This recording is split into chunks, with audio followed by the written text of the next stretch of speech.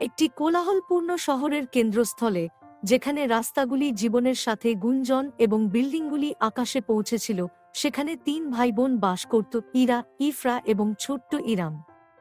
তাদের অ্যাপার্টমেন্ট শহুরে মধ্যে ন্যাস্টড, হাসি এবং ভালোবাসার একটি আশ্রয়স্থল ছিল। 10 বছর বয়সী বড় বোন ইরা খুব বুদ্ধিমতী ছিল, দায়িত্বশীল এবং যত্নশীল। তিনি তার ছোট ভাইবোনদের কাছে খুব প্রিয় ছিল। ইরা তার মাকে বাড়ির কাজে সাহায্য করত। ইরা সর্বদা একটি সান্ত্বনাদায়ক আলিঙ্গন এবং একটি আশ্বস্ত হাসি নিয়ে সেখানে ছিল। 5 বছর বয়সী ইফরা ছিল কৌতূহলী, উজ্জ্বল চোখ এবং একটি দুষ্টু হাসি দিয়ে তিনি বিশ্বের কাছে এসেছিলেন। তার দিনগুলি তাদের ছোট অ্যাপার্টমেন্টে দুঃসাহসিকতায় ভরা ছিল, কুশনের বাইরে দুর্গ তৈরি করা থেকে শুরু করে তার পুতুলের জন্য বাড়ি তৈরি করা পর্যন্ত।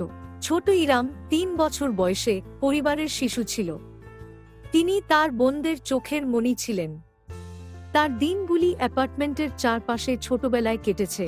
তার ছোট হাতগুলি তার উপলব্ধির মধ্যে যে কোনো কিছু এবং সবকিছুর জন্য পৌঁছেছে। একসাথে ভাইবোনরা তাদের আরামদায়ক অ্যাপার্টমেন্টের সীমানায় তাদের নিজস্ব একটি জগৎ তৈরি করেছিল।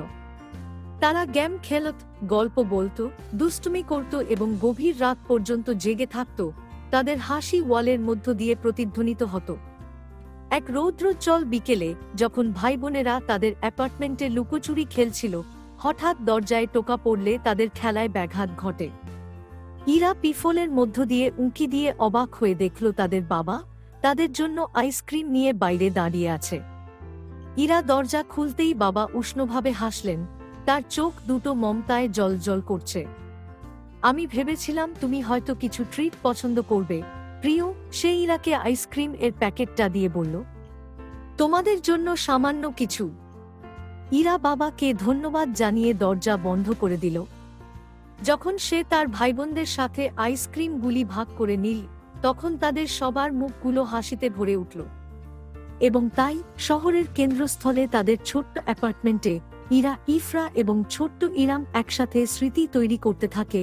ভাইবোন হিসাবে তাদের বন্ধন প্রতিটি দিন যেতে থাকে, কারণ শহরের জীবনের বিশৃঙ্খলতার মধ্যে তারা পরিবার হিসাবে ভাগ করে নেওয়া ভালোবাসায় সান্ত্বনা এবং আনন্দ খুঁজে পেয়েছিল।